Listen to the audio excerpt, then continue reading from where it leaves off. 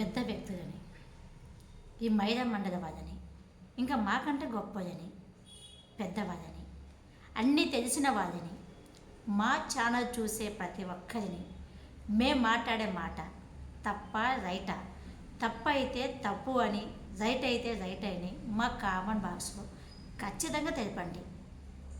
మీ message కోసం నేను ఎదురు చూస్తూ ఉంటాను. ఈరోజు ఒక సమస్య, భార్య భర్త అంటే ఏంటి? భార్య తల్లి తండ్రిని కాదని విడిచిపెట్టేసి అత్తవారి ఇంటికి వచ్చిన తర్వాత అత్తను అత్తింటి కుటుంబాన్ని ఎలా చూసుకోవాలి? ఈ బాధ్యత ఎవరు చెప్పాలి?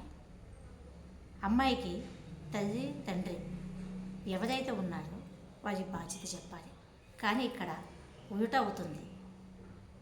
అమ్మాయి ఏమంటుందంటే, కట్టుకున్న భర్తని నీ అమ్మొద్దు, నాకు నీ నాయన వద్దు, నీ కుటుంబం వద్దు, నాకేమొద్దు, నువ్వు సంపాదించే డబ్బు, వాళ్ళు సంపాదించిన ఆస్తి, వాళ్ళకున్న ఏ ప్లాట్ ఉందో ఆ ప్లాటు, నీ జీతము నాకు కావాలి, నా అమ్మ నా నాయన నువ్వు చూసుకోవాలి, నువ్వు నాతో వచ్చేయాలి, మన ఇద్దరం సపరేట్ వెళ్ళిపోదాం అని అడుగుతుంది.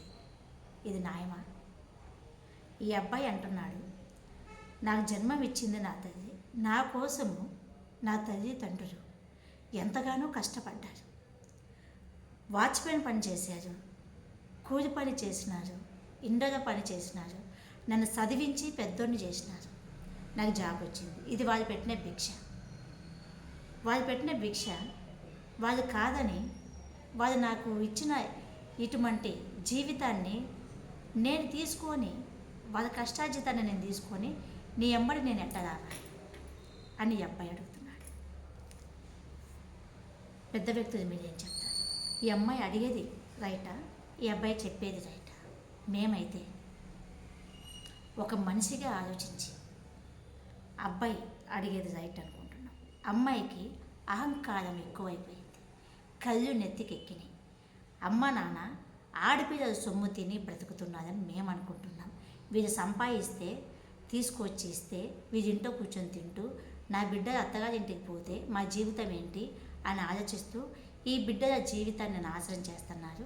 ఈ బిడ్డలు తెలుసుకోకుండా మంచి భర్తలను పోగొట్టుకొని తల్లిదండ్రులు మాట వింటూ కనపచ్చి కనపడని ఒక అందమైన జీవితం కోసం ఎదురు చూస్తున్నారు, కానీ ఆశపడుతున్నారు, కానీ నిజమైన జీవితాన్ని వద్దంటున్నారు అని మా ఆలోచన.